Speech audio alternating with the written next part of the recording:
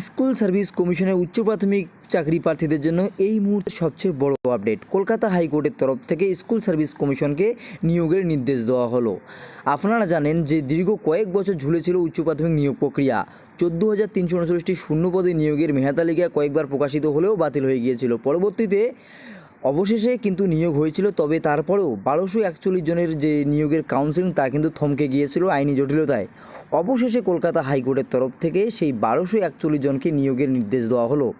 School service কমিশনকে নির্দেশ দেওয়া হয়েছে অতি সত্বর সেই 1241 জন চাকরি প্রার্থীকে কাউন্সেলিংয়ের মাধ্যমে তাদের যে স্কুল সেই স্কুলে পাঠানো হোক, এমনই কিন্তু নির্দেশ দেওয়া হয়েছে কলকাতা হাইকোর্টের তরফ থেকে। স্কুল সার্ভিস কমিশন এবং শিক্ষা দপ্তর খুব দ্রুতই এই সমস্ত প্রার্থীর কাউন্সেলিংয়ের মাধ্যমে তাদের নিয়োগ প্রক্রিয়া সম্পন্ন করবেন।